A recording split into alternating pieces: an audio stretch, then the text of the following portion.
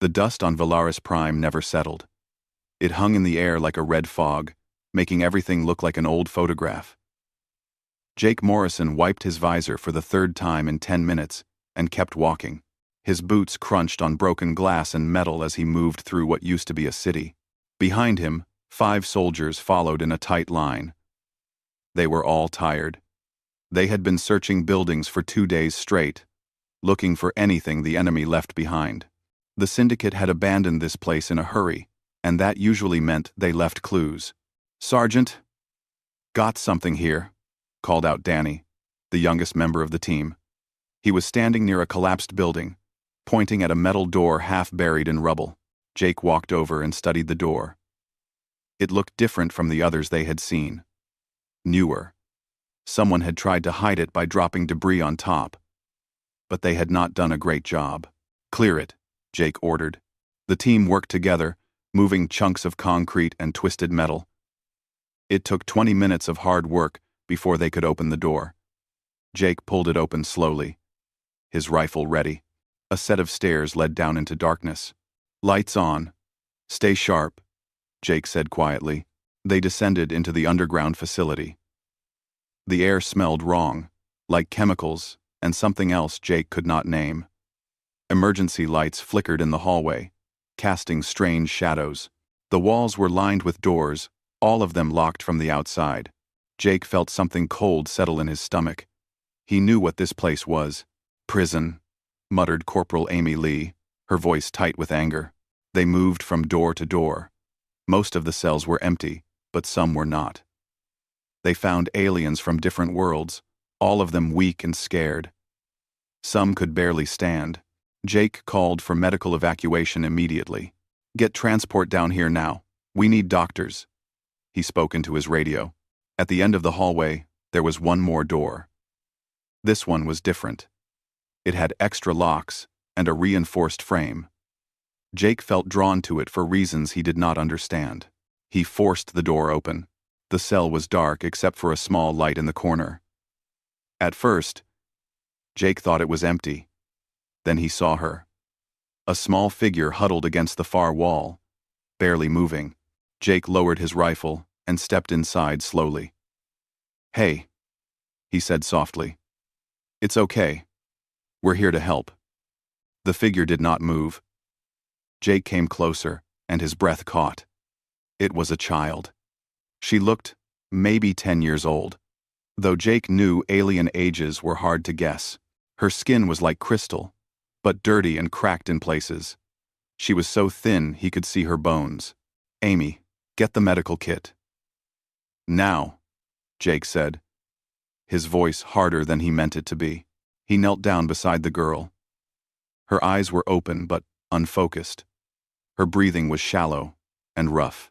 Jake had seen a lot of terrible things in his 15 years as a soldier, but this made him angrier than anything else ever had. "You're safe now," Jake whispered, even though he knew she probably could not understand him. "I've got you." He wrapped her in his jacket and picked her up. She weighed almost nothing. As he lifted her, her skin flickered with a dull gray color. Jake had heard about the Zythany before. Their skin changed colors with their feelings. Gray meant fear. The girl made a small sound, like a frightened animal. Jake held her closer, trying to be gentle despite his armor. "Sarge, transport is 10 minutes out," Amy said, appearing in the doorway. When she saw the child in Jake's arms, her face went pale. "Oh God, she needs help now," Jake said. "Get me the emergency medical supplies from my pack." Amy moved fast. She pulled out bandages, medicine, injectors, and a small scanner. The scanner beeped as it read the girl's vital signs. "She's in bad shape," Amy said quietly. "Heart rate is weak. She's dehydrated and malnourished. Looks like she has some broken bones that healed wrong." Jake felt fury building inside him, but he pushed it down. The girl needed him calm and focused. He used the supplies they had, giving her water slowly and treating the worst of her wounds. "What kind of monsters do this to a kid?" Danny asked from the doorway. His hands were shaking. "The kind we're going to stop," Jake replied. The medical transport arrived and Jake refused to let the girl go. He carried her up the stairs himself, holding her steady as they moved. Outside, the medics tried to take her, but she made a crying sound, and her small hand grabbed Jake's armor. "I'm coming with her," Jake said. It was not a request. Dr. Lisa Grant, the chief medical officer, looked at Jake and nodded. "Fine. Get in." The flight back to the ship was tense.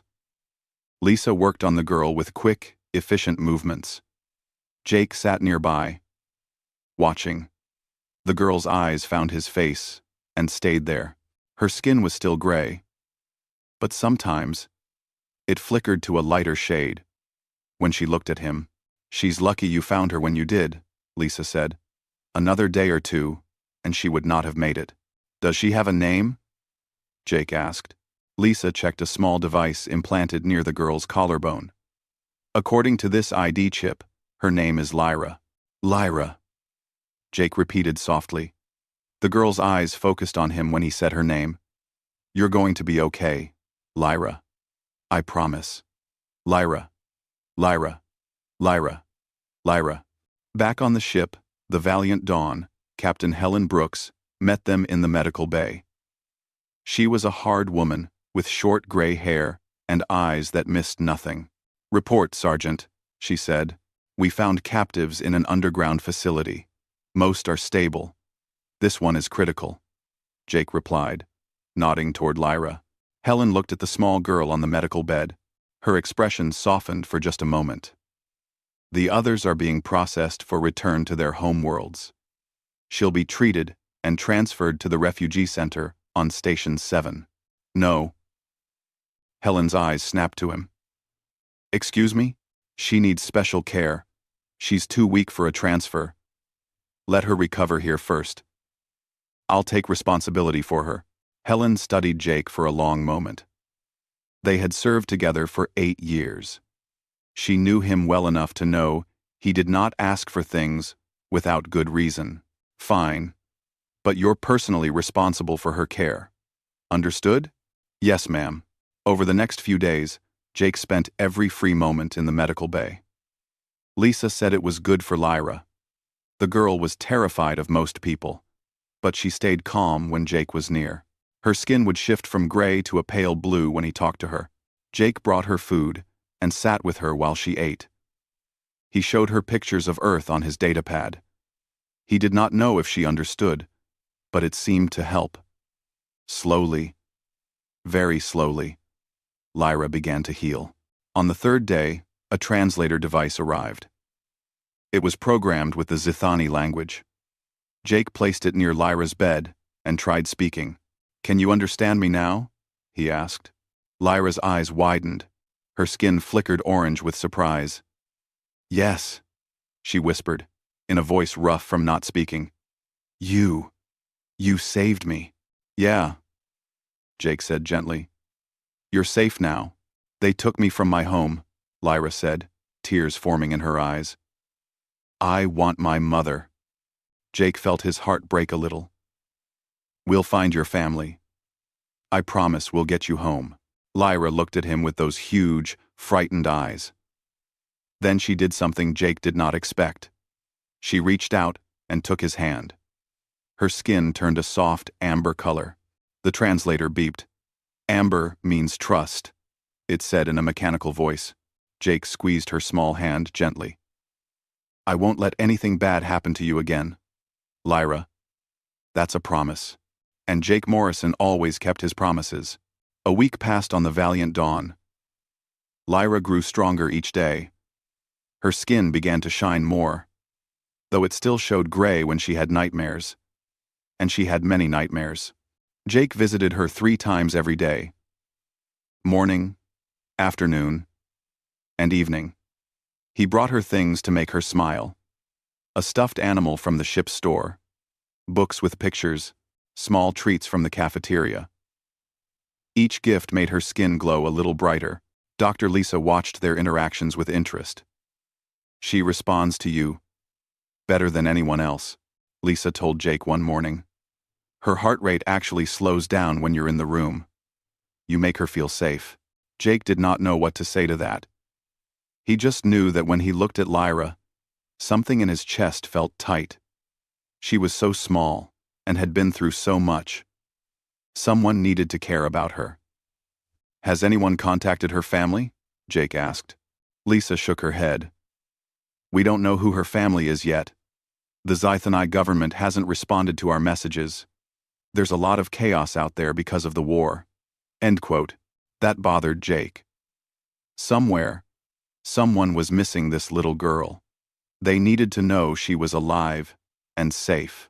One afternoon, Jake sat beside Lyra's bed reading to her. The book was a simple children's story about a lost dog finding its way home. Lyra listened carefully, her skin shifting between light blue and soft green. "What do the colors mean?" Jake asked the translator device. "Blue indicates calm contentment. Green shows interest and curiosity," the device replied. "Jake," Lyra said suddenly. Her voice was getting stronger. "Do you have children?" The question surprised him. "No, I don't." "Why not?" Jake thought about how to explain. "My job keeps me moving around. I'm always on different ships, different planets. That's not a good life for a family." Lyra was quiet for a moment. "You would be a good father," she said simply. Jake felt that tightness in his chest again. "Thank you, Lyra. My father died when I was very small." Lyra continued. Her skin turned a darker blue, like sadness. "I don't remember him much, but my mother says he was kind. Like you. Tell me about your mother," Jake said gently. Lyra's face lit up. Her skin shifted to bright yellow. "She's wonderful. She's strong and smart. She has the most beautiful voice when she sings. She used to sing to me every night before sleep. She sounds amazing. She is. She's the most important person on my whole world." Lyra paused. "Do you think she knows I'm alive? Do you think she's looking for me?" I'm sure she is," Jake said firmly. "A mother never stops looking for her child." Lyra's eyes filled with tears. "I was taken during my ceremony. There were so many people. It was supposed to be the happiest day. Then the bad men came. They killed my guards. They took me. I was so scared." Jake reached out and took her hand. "You don't have to talk about it. If you don't want to." "I want to tell you," Lyra said. "You're the only one who listens. Everyone else just asks questions for their reports." So Jake listened. Lyra told him about being kept in the dark for days, about being moved from ship to ship in a cage, about not knowing if she would ever see her home again. Jake's jaw clenched tighter with every word, but he kept his voice calm and gentle for her. "You survived," he told her when she finished. "You're one of the bravest people I've ever met." "I don't feel brave. Brave people never do. They just keep going anyway." That evening, Lieutenant Ryan Cooper came to the medical bay. He was the intelligence officer, a thin man with sharp eyes, who always looked like he was solving a puzzle in his head. "Sergeant Morrison, can I speak with you?" Ryan asked. Jake followed him out into the hallway.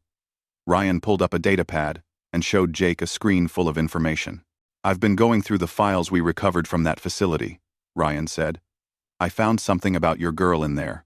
"She's not my girl," Jake said automatically. "I'm just looking after her." Ryan gave him a knowing look, but did not comment. "Her full name is Lyra Saritha Vas Azuria. She's Zythani royalty. In fact, she's a princess." Jake stared at him. "What?" "Her mother is Queen Saritha, the ruler of the entire Zythani Empire. Lyra was kidnapped 2 years ago, during some kind of important ceremony. The syndicate was holding her for ransom, but the negotiations fell apart when the war started getting worse." Jake's mind raced. The little girl sleeping in the medical bay was a princess. Her mother was a queen. Does the queen know we found her? "Why? Not yet. I wanted to tell Captain Brooks first. This is big, Morrison. The Zythani have been neutral in this war. If we return their princess, it could change everything." I don't care about politics, Jake said sharply. That little girl needs to go home to her mother. That's all that matters. Ryan nodded. I agree. But this needs to be handled carefully. We need to contact the Zythony government through proper channels. This could take time. How much time? Could be weeks. Maybe longer. Jake felt frustration building. She's been away from her mother for 2 years. She shouldn't have to wait any longer. I know. But we have to do this right. The next morning, Captain Helen Brooks called Jake to her office. She sat behind her desk, looking tired.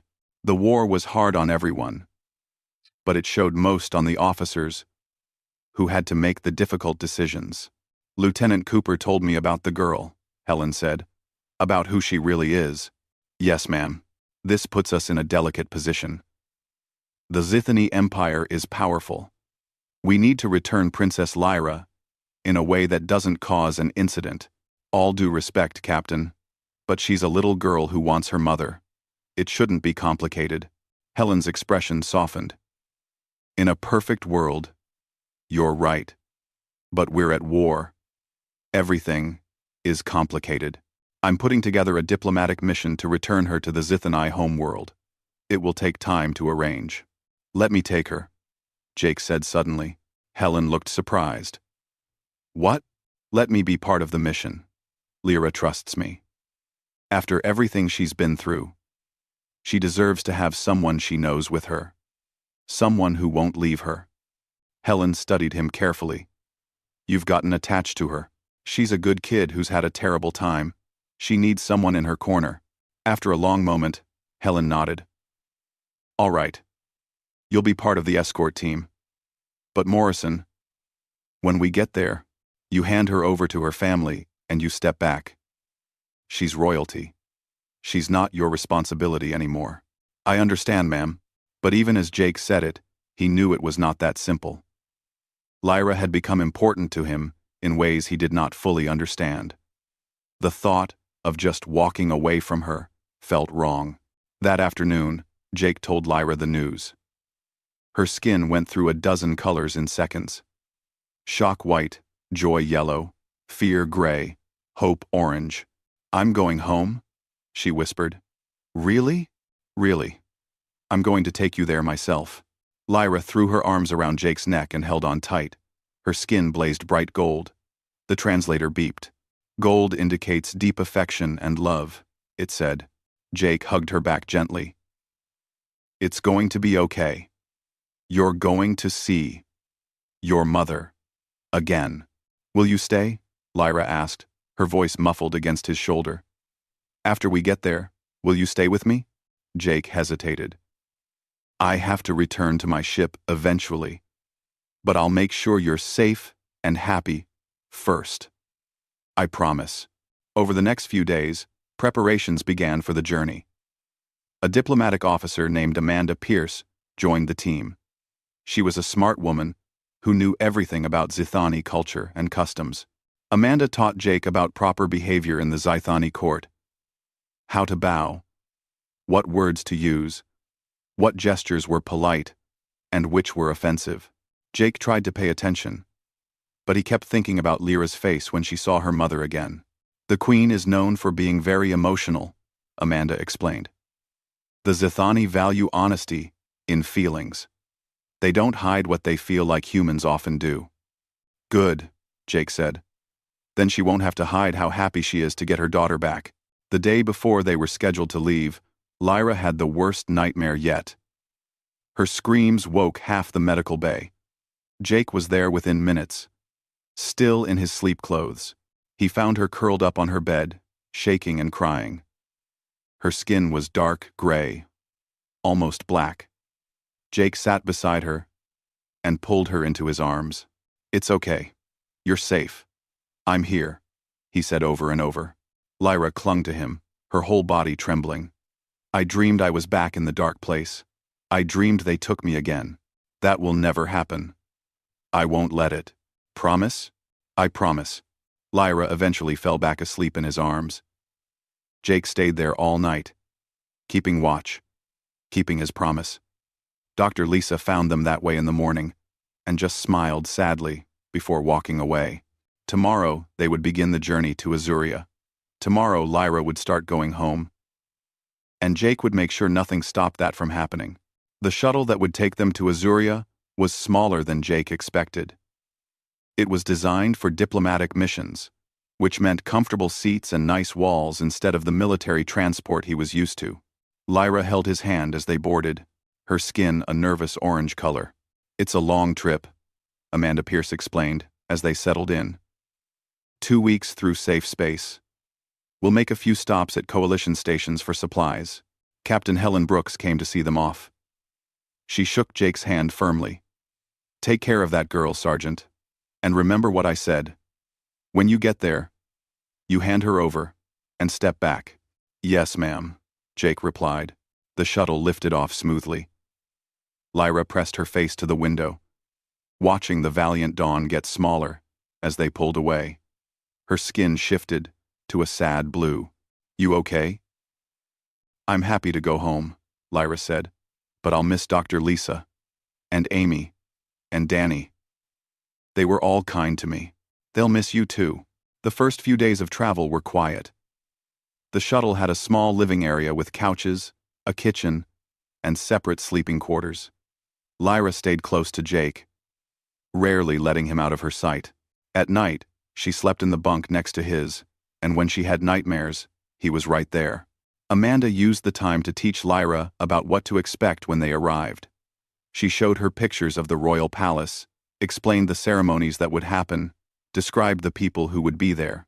"Your mother has been looking for you for a very long time," Amanda said gently. "The whole empire has been mourning your loss. Your return will be celebrated across every Zythani world." Lyra looked overwhelmed. Her skin flickered between several colors. "Will Mother be angry that I was captured? That I let them take me?" Jake felt his heart clench. "Lyra, no. None of this was your fault. Your mother will just be happy you're alive." "How do you know?" Lyra asked, her eyes wide. "Because that's what parents do. They love their children no matter what, and when something bad happens, they just want them safe again." Amanda nodded in agreement. "Sergeant Morrison is right. Queen Saritha has never stopped searching for you. She'll just be grateful to have you back." But Jake could see Lyra was still worried. 2 years was a long time. She had been so young when she was taken. She probably barely remembered what normal life felt like. On the 5th day of travel, Jake found Lyra sitting alone in the observation area, staring out at the stars. Her skin was a dull gray. He sat down beside her. "What's wrong, kid? What if she doesn't recognize me?" Lyra asked quietly. "I was smaller when they took me. I've changed. What if Mother looks at me and doesn't see her daughter anymore?" Jake put his arm around her shoulders. "A mother always knows her child. Always. You could be 10 feet tall and covered in mud, and she'd still know you the second she saw you." "Really? Really? And you know what else? You're going to know her too. Deep down, in your heart, you'll remember. Even if your mind is fuzzy, your heart will know your mother." Lyra leaned against him. "I hope you're right." "I am. Trust me." As the days passed, Jake noticed Lyra changing. She talked more about her memories of home. Little things at first. The way her room smelled like night-blooming flowers, the sound of water fountains in the palace gardens, the taste of her favorite food, something she called crystal fruit. "Tell me more," Jake encouraged. "Tell me everything you remember." So Lyra did. She talked about her tutors, who taught her history and music, about her best friend, another young Zythani girl named Sarah, about the festivals and celebrations, about her mother's laugh, which was like bells ringing. Jake listened to all of it, watching her skin grow brighter with each memory. This was good. She was remembering who she was before the syndicate took her. She was finding herself again. Amanda joined their conversations sometimes, adding details about Zythani culture. She explained that the coming-of-age ceremony Lyra had been kidnapped from was one of the most important events in a young Zythani's life. It marked the transition from childhood to youth, and it was supposed to be magical. The ceremony will probably be held again when you're ready, Amanda said. Your mother will want to give you that experience properly. Lyra's skin went bright yellow at the thought. Really? I could do it again? Of course. You deserve to have that moment without fear. On the 10th day, they stopped at Coalition Station Theta for supplies. Jake took Lyra to the station's observation deck, while the shuttle was being refueled. She had never been on a space station before her kidnapping, and her eyes went wide at the sight of dozens of ships coming and going. Look at them all, she whispered, her skin shifting through rainbow colors of excitement. Pretty amazing, huh? Jake said. A human family walked past them. A mother, father, and 2 small children. The kids were laughing and running around while their parents tried to keep them calm. Lyra watched them with an expression Jake could not quite read. What are you thinking? He asked. I used to have that, Lyra said softly. Not exactly like that. My father is gone. But I had a family. I had a normal life.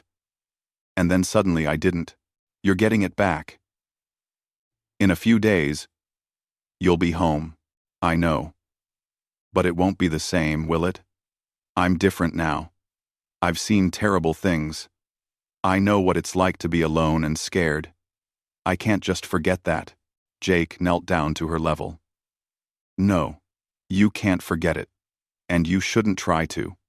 What happened to you was real, and it changed you. But that doesn't mean you can't be happy again. You're stronger now, Lyra. You survived something awful. That strength is part of you now. Lyra threw her arms around his neck. I don't want to say goodbye to you when we get there. Can't you stay on Azuria? Can't you visit sometimes? I'll visit. Jake promised. As often as I can. You're stuck with me now, kid. Her skin glowed gold, and she held on tighter. The final days of the journey felt both too fast and too slow. Lyra was excited and terrified at the same time. Her skin changed colors every few minutes, showing all her mixed feelings. Jake stayed close, offering quiet reassurance when she needed it. Amanda coached them both on the formal arrival ceremony. There will be crowds, lots of people. The entire Zythani government will be there, plus representatives from many other worlds. It might be overwhelming. I'll be with her, Jake said firmly. You can walk with her to the palace.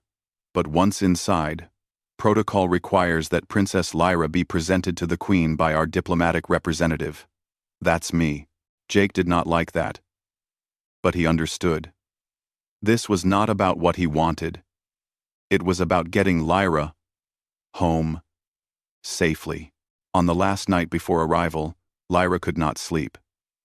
Jake sat with her in the common area, both of them looking out at the stars. In the distance, they could just barely see Azuria, a bright blue-green planet with swirls of white clouds. That's home, Lyra whispered, her voice full of wonder and fear. That's home, Jake agreed. Jake, what if I freeze? What if I see Mother and I can't move or speak?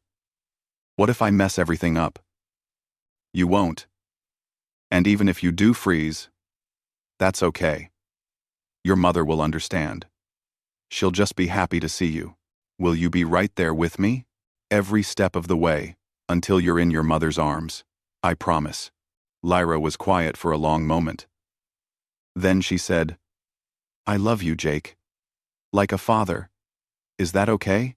Jake felt his throat get tight. Yeah, kid. That's more than okay.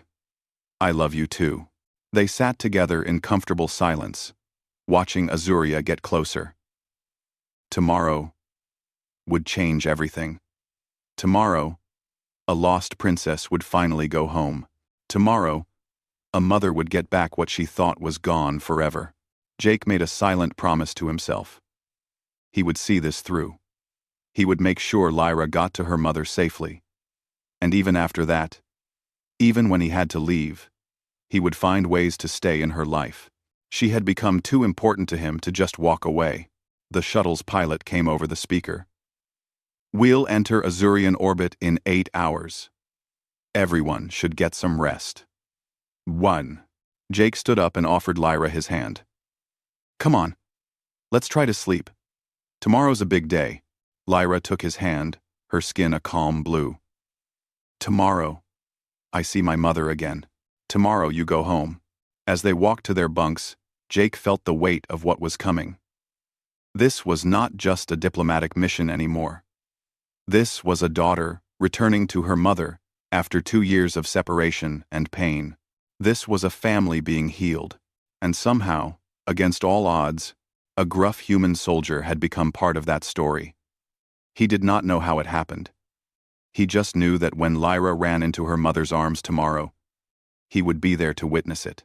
And maybe, just maybe, that would be enough.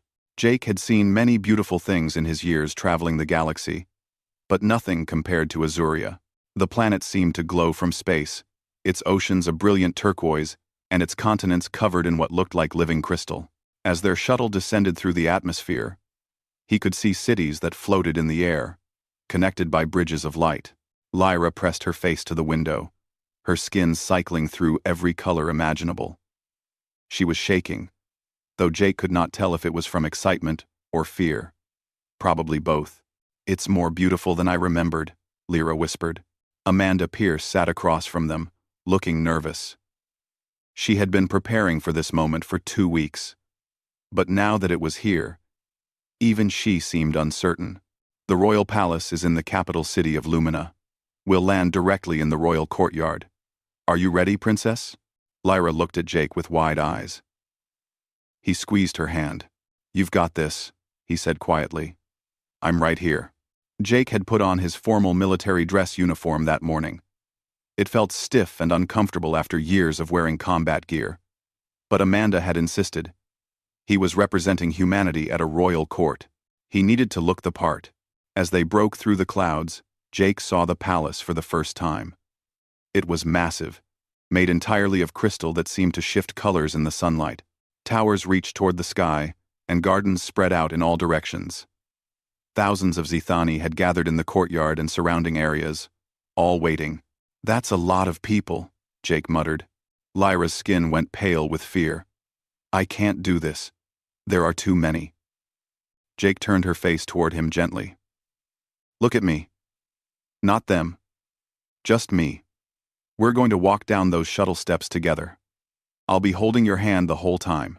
You just focus on putting one foot in front of the other. Can you do that? Lyra nodded, though she still looked terrified. The shuttle landed with barely a bump. Outside, Jake could hear the roar of the crowd. Amanda stood up and smoothed her diplomatic robes. Remember the protocol we discussed, she said to Jake. We walk to the palace entrance together. I will present Princess Lyra to the royal court. You will stand respectfully to the side. What if Lyra needs me? Jake asked. Then protocol be damned, Amanda said with a small smile. That little girl comes first. The shuttle door opened. The sound hit them like a physical wave. Thousands of voices, all calling out in the Zithani language. Jake did not need a translator to understand. They were celebrating. Their lost princess had come home. Jake took Lyra's hand. It was ice cold despite the warm air. Together, they stepped out onto the shuttle ramp. The crowd's noise grew even louder. Jake saw Zithani, people of all ages, their skin showing every color of joy and celebration. Some were crying. Many held their hands over their hearts in what Amanda had told him was a gesture of deep emotion. But Jake barely noticed any of that. His attention was fixed on the palace entrance ahead, and on the figure, standing at the top of the stairs, Queen Saritha. Even from a distance, she was stunning. Tall and regal. Her crystalline skin was a deep royal purple. She wore a crown that seemed to be made of frozen starlight. But what struck Jake most was her absolute stillness. While everyone around her was moving and celebrating, she stood frozen, her eyes locked on the small girl holding Jake's hand. That's her, Lyra whispered. That's my mother. They walked forward slowly. The crowd parted for them, creating a path straight to the palace steps. Every eye was on Lyra. People reached out as if to touch her, but stopped short, respecting the space around her. Jake felt Lyra's hand trembling in his. He could see her skin flickering between colors, so fast it made his eyes hurt. Fear gray, joy yellow, nervous orange, love gold. All of it at once. They reached the base of the stairs. Amanda stepped forward to begin the formal presentation. But then, something happened that no one expected. Queen Saritha moved. She did not walk down the stairs with royal dignity. She did not wait for the proper ceremony. She ran. Her crown fell off her head, clattering on the crystal steps, and she did not even notice. She just ran down the stairs toward her daughter. The crowd went absolutely silent. Saritha reached them and dropped to her knees in front of Lyra, not caring that her royal robes pooled on the ground. Her hands reached out, shaking, stopping just short of touching Lyra's face, as if afraid she might disappear. "My star," Saritha whispered in Zythony. Jake's translator device picked it up. "My precious star. Is it really you?" Lyra stood frozen, her eyes filling with tears. Her skin had gone completely white with shock. "Mama?" she said in a tiny voice. That one word broke something in the queen. Her regal composure shattered completely. Tears began falling from her eyes, and Jake saw they were not like human tears. They were liquid crystal, catching the light as they fell, and shattering into tiny rainbow prisms on the ground. "Yes, my darling. Yes, it's Mama." Lyra made a sound that was half sob, half laugh. Then she threw herself into her mother's arms. Saritha caught her and held on like Lyra was the only thing in the entire universe that mattered. She pulled her daughter close, one hand cradling Lyra's head, the other wrapped tight around her small body. Her whole frame shook with sobs. The queen of the Zythani Empire, ruler of 1,000 worlds, cried like her heart was breaking and healing at the same time. And her daughter cried with her, both of them holding each other as if they would never let go again. Jake felt his own eyes getting wet. He stepped back quietly, giving them space. Around them, the crowd was crying too. Thousands of Zythani, all witnessing their queen's pain and joy. "My baby," Saritha kept saying over and over. "My baby. My star. My heart. I thought I'd lost you forever. I thought you were gone. I'm sorry, Mama," Lyra sobbed. "I'm sorry. I let them take me. I'm sorry. I couldn't fight back. I'm sorry." Saritha pulled back just enough to cup Lyra's face in her hands. "No. No, my darling. You have nothing to be sorry for. Nothing. What happened was not your fault. Do you hear me? Not your fault. I tried to be brave like you taught me. You were brave. You survived. You came back to me. That's the bravest thing anyone could do." Saritha kissed her daughter's forehead, her cheeks, her hair. "I love you so much. I never stopped looking for you. Never stopped hoping. I love you too, Mama. I missed you every single day." They held each other again, and the crowd began to make a sound. It started soft and grew louder, a humming that resonated in Jake's chest. Amanda leaned close to him. "It's a song of reunion," she whispered. "The whole city is singing for them." Second, Ender, the song washed over the courtyard, beautiful and haunting. Saritha and Lyra stayed locked in their embrace, both of them glowing now. Saritha's skin had shifted from purple to brilliant gold, the same gold as Lyra's. The translator beeped quietly. "Matching gold indicates family bond and shared love," it said. After what felt like forever, and no time at all, Saritha seemed to remember where they were. She stood slowly, keeping Lyra in her arms, even though the girl was getting too big to carry easily. She looked around at her people, tears still streaming down her face. "My daughter has returned," she announced in a voice that carried across the entire courtyard. "My Lyra is home." The crowd erupted in celebration. The humming song became shouts of joy. People were embracing each other, laughing, crying, celebrating as if they had each personally gotten back something precious. Saritha's eyes found Jake. She studied him for a long moment, still holding Lyra. Then she walked toward him, with her daughter in her arms. Jake stood at attention, trying to remember the proper way to bow to royalty. But before he could move, Saritha spoke. "You are the human soldier who saved my daughter." "Yes, Your Majesty." "Sergeant Jake Morrison." Sergeant. Saritha's eyes, the same shape and color as Lyra's, filled with fresh tears. "You brought her back to me. You kept her safe. I just did what anyone would do, ma'am." "No." Saritha's voice was firm despite her tears. "Not anyone. Lyra has told me through our communication. She told me about the human who carried her from the dark place, who sat with her during nightmares, who promised to bring her home and kept that promise." Lyra nodded against her mother's shoulder. "Jake saved me, Mama. He took care of me when I was scared. He made me feel safe." Round, Saritha shifted Lyra to one arm and reached out to place her hand over Jake's heart.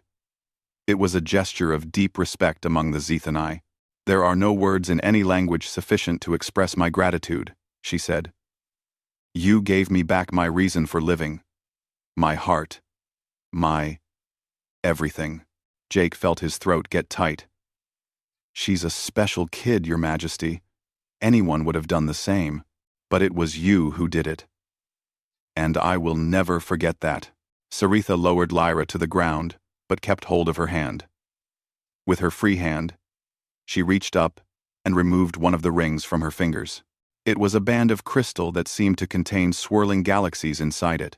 "This is a ring of kinship," Saritha explained. "It is given only to those who are considered family. I want you to have it. Jake Morrison." "Your Majesty, I can't accept that.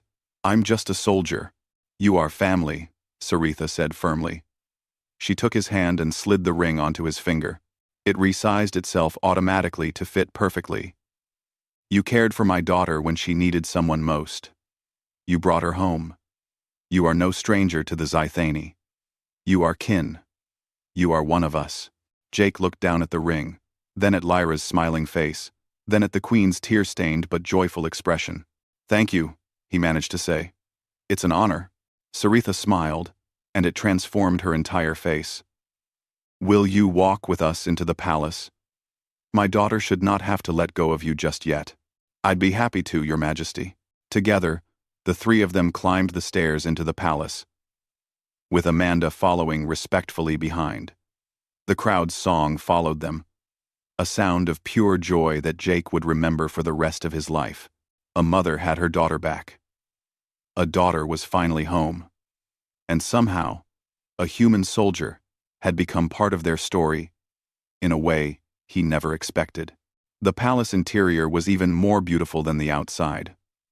Walls of living crystal shifted colors as they walked past. Gardens grew inside the halls, filled with flowers that glowed softly. Water flowed in streams through the floors, creating a gentle music that filled the air. But Jake barely noticed any of it. He was focused on Lyra and her mother walking ahead of him. Saritha had not let go of Lyra's hand since they entered the palace.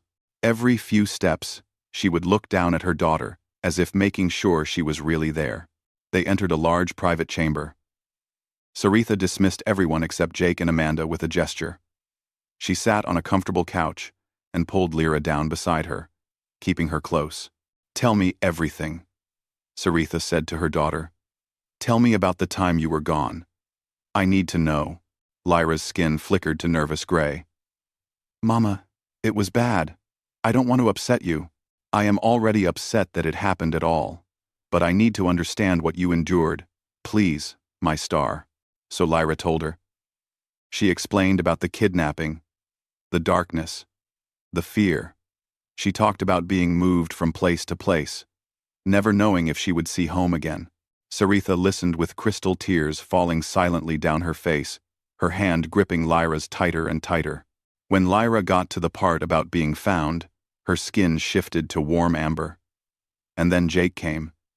He found me in the dark place. He carried me out and promised I would be safe. And he kept his promise. Mama. He stayed with me every day. He made me feel like, maybe, things could be okay again. Saritha looked at Jake with an expression he could not quite read. You did this for my daughter? A child of a species you had never met before? She needed help, Jake said simply. That's all that mattered. Most soldiers would have simply handed her off to medical staff and continued their mission. I'm not most soldiers, Your Majesty. And Lyra is not just any kid. She's special. Lyra's skin glowed bright yellow. Jake read me stories. He showed me pictures of Earth. He sat with me when I had nightmares. He made everything less scary. Saritha stood and walked to Jake. Up close, she was taller than him, her presence commanding, despite her emotional state. But her eyes were kind. You gave my daughter hope when she had none. You gave her safety when she felt only fear. You became what she needed when she had no one. Saritha's voice broke slightly. How does a mother repay such a debt? There's no debt, Your Majesty. Lyra's happiness is enough. It is not enough for me. Saritha turned to Amanda. You are the diplomatic representative, yes? Yes, Your Majesty. Amanda Pierce, representing the Human Coalition. I wish to make a formal announcement. The Zythony Empire will join the Coalition Alliance. We will stand with humanity against the Syndicate and all those who prey upon the innocent. Amanda's eyes went wide. Your Majesty, that is a significant decision. Are you certain? Completely certain. The Syndicate took my daughter. Humanity returned her. I know where honor and justice lie. Saritha's skin shifted to a determined dark blue. My people have remained neutral for too long. No more. We will fight alongside those who fight for what is right.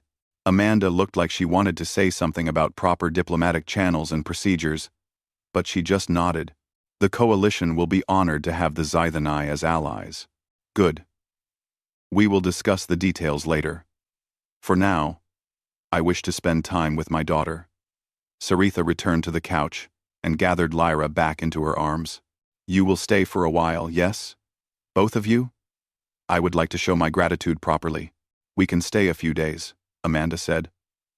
Our ship is scheduled to return in 72 hours. Lyra's skin flashed to sad gray. Only 3 days? But I just got Jake back. I just got home. Jake knelt down beside the couch. Hey, I'm not disappearing. I'll come visit. As often as I can. You're stuck with me.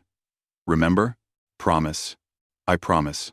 Over the next 3 days, Jake saw a side of Lyra he had not seen before. In the palace, surrounded by her people and her mother, she began to bloom. Her skin stayed bright colors most of the time. She laughed more. She seemed lighter, as if a weight had been lifted. Saritha was never far from her daughter's side. She was clearly trying to make up for 2 years of lost time. They spent hours together, talking, walking through the gardens, simply being near each other. But Lyra always made sure Jake was included. She would run to find him, grab his hand, and pull him along to whatever activity she and her mother were doing. You are very important to my daughter, Saritha said to Jake on the second day. They were in one of the palace gardens, watching Lyra play with several other young Zythony, who had been her friends before the kidnapping. She's important to me too, Jake replied. I can see that. And I am grateful she had you when I could not be there for her. Saritha paused. She calls you her human father. Did you know that? Jake felt his chest tighten.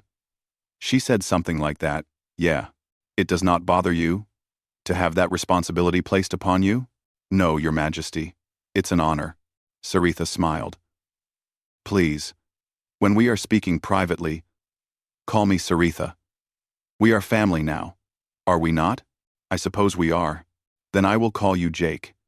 And I will tell you something, Jake. My daughter has been through terrible trauma. She will need support and love to fully heal. Her people can give her that love. But you give her something else. You give her proof that there is goodness in the universe. that strangers can become family. That hope is real. I just don't want to let her down. You won't. I can see it in the way you look at her. You genuinely care. I do. More than I expected to, honestly. When I found her in that facility, she was just another rescued captive. But then she looked at me with those big, scared eyes, and something just clicked. I had to protect her. I had to make sure she was okay. Saritha placed her hand over his heart again. The Zythony gesture of deep respect. Then, we are the same. You and I. We are both people who would move worlds to keep her safe.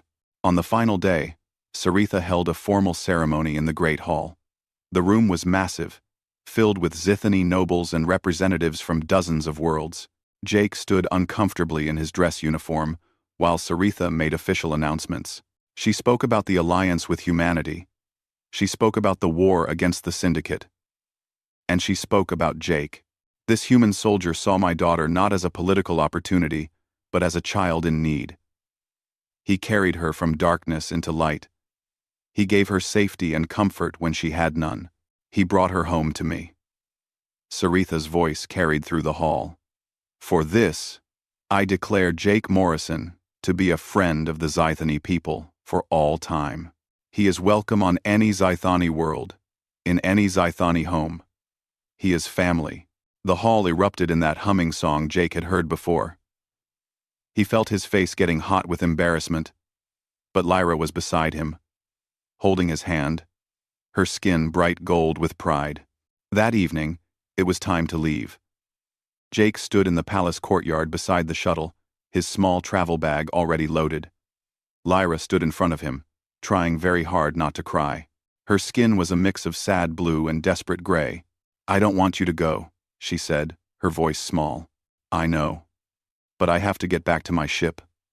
My duty is not done yet. When will you visit? Soon, I promise. Maybe in a few months, I can get leave and come back. That's too long. Jake knelt down to her level. Hey, look at me. You're home now. You're safe. Your mom loves you so much. Your people love you. You're going to be okay. I know. But I'll miss you. I'll miss you too, kid. Jake pulled her into a hug. But this isn't goodbye forever. This is just... See you later. Lyra held on tight, her face buried against his shoulder. You're the best human father anyone could have. Jake felt his eyes getting wet. And you're the best kid anyone could ask for. Saritha approached them, her own eyes shining with tears. Jake Morrison, you will always have a home here. Always. Do not forget that. I won't, Your Majesty. Take care of her, with my life. As I know, you would do as well. Jake finally pulled away from Lyra and stood. He gave her one last smile, then turned and walked to the shuttle. He did not look back. If he did, he might not be able to leave. The shuttle lifted off. Through the window, Jake could see Lyra and Saritha standing together, holding hands, watching him go. Lyra's skin was glowing gold despite her sadness. She was going to be okay. She had her mother back. She was home. Amanda sat across from him.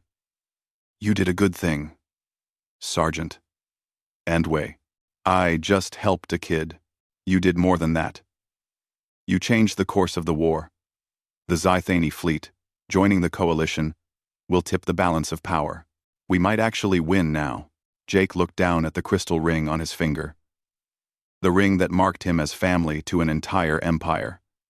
I didn't do it for politics. I know. That's what makes it matter even more. Back on the Valiant Dawn, Captain Helen Brooks greeted Jake personally.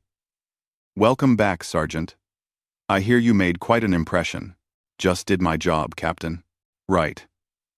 Your job now includes being personally responsible for the most significant diplomatic alliance of the war. No pressure. No pressure. No pressure. Jake smiled slightly. How much leave do I have coming? Why? I made a promise to visit someone. And I keep my promises. Helen's expression softened. 3 months from now, I can give you 2 weeks. That works. Thank you, ma'am. 3 months later, Jake returned to Azuria. Lyra met him at the landing pad, running full speed into his arms. Her skin was bright, happy, yellow, and she was laughing. You came back! You really came back! I told you I would. Saritha approached more slowly, a warm smile on her face. Welcome home, Jake. And that word, home, settled into Jake's chest in a way that felt right. He had spent his whole life moving from ship to ship, planet to planet, never really belonging anywhere. But here, with this girl who had become his daughter in all the ways that mattered, and with a queen who had made him family, he had found something he did not know he needed. He had found a place where he belonged. Over the years that followed, Jake visited as often as he could. He watched Lyra grow up, helped her through the lingering trauma, celebrated her victories, and supported her through challenges. He was there when she finally completed her coming-of-age ceremony, this time without fear. He was there when she started training to someday lead her people. And when the war finally ended, when the Syndicate was defeated in large part because of the Zythani alliance, Jake retired from military service. Saritha offered him a position as an ambassador, a bridge between the human and Zythani peoples. He accepted, because some promises were meant to be kept forever, and some families were not bound by blood, but by choice and love, and the willingness to carry a scared child out of darkness and into light. Jake Morrison had gone to war expecting to fight enemies and complete missions. He had not expected to find a daughter. He had not expected to become part of a family that spanned species and worlds. But sometimes the best things in life were the ones you never saw coming. And as Jake sat in the palace gardens, watching Lyra teach younger Zythani children about the importance of hope and kindness, he knew he had found exactly where he was meant to be. Home,